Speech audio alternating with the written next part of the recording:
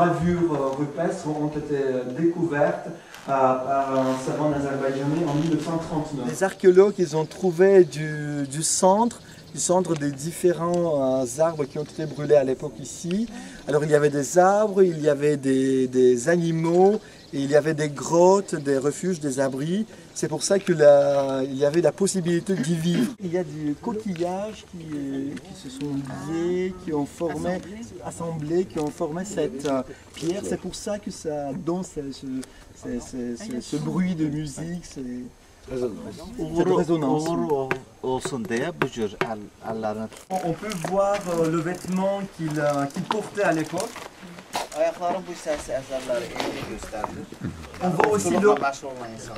On voit aussi leurs jambes, les jambes qui est très musclées, les jambes qui sont très musclées. Et ça, cette forme-là, ça donne l'idée de la pluie. Ça montre la pluie, de la pluie qui tombait à l'époque. Ces gens-là, ils sont armés. Vous pouvez voir leurs armes. Et aussi dans leurs mains vous pouvez voir les animaux de la chasse, les animaux qui ont été chassés. Alors cette gravure date à l'époque très ancienne, cette gravure à l'âge de 8000 ans. Alors sur les rochers du site de Bobustan, on peut voir une centaine de figures de bateaux comme ça. On peut voir la forme du soleil. Les gens qui ont gravé sur ces rochers, ils ont gravé les femmes par le profil. Ça veut dire c'était difficile à exposer, à dessiner, à graver les... Comme l'Azerbaïdjan se trouvait sur la route de la soie, les commerçants, ils passaient, ils traversaient par ce site, par cette région, et eux aussi, ils ont laissé leurs traces. Par exemple, cette écriture, graffiti, oui, cette écriture-là, ça vient de l'époque médiévale, et ça nous donne l'idée du chapeau. Yani papaqdır bu. Papaq. C'est la traduction de l'écriture, ça c'est traduit comme le chapeau de l'arabe. Alors Azar à la traduction, ça veut dire du feu. Yani Azerbaycan odlar. Ça veut dire que l'Azerbaïdjan, c'est le pays, à la traduction, c'est le pays du feu. Que les Vikings, ils avaient des bateaux qui étaient très légers, les bateaux qui ont été fabriqués par les bambous, qui étaient très légers à porter. Ils avaient une possibilité de porter avec eux ces bateaux, et à l'aide de ces bateaux, ils ont traversé la mer Caspienne, la mer Noire, et puis par l'estuaire du Volga, ils sont partis vers le nord, vers les pays scandinaves.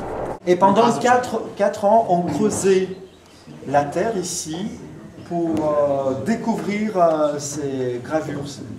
Monsieur, il dit que les hommes, ils mettaient des figurines, des petites figurines féminines sous leurs oreillers pour voir de bons rêves. Les archéologues, ils ont conservé, ils ont gardé cette partie du sol, ce n'était pas par hasard, pour montrer qu'à l'époque, il y avait du sol ici, et tous les objets ont été découverts sous le sol, et en plus, la couleur de la terre, du sol, correspond aux différentes époques. C'est pour ça qu'on dit que les figurines, les illustrations, les gravures, ils ont l'âge de 30-40 000. Ah, excusez-moi, 4 000 ans. Là, vous pouvez voir les hommes, les gravures des hommes et des femmes, et à côté, les dessins des chèvres. Et deux chèvres. Que Tur Elda, il est venu la première fois sur ce site dans les années 80. Donc c'est un Indien. En 1980. La première visite de Turk Elda, c'était en 1980. La première visite de 80. Turk Erdal, le Norvégien.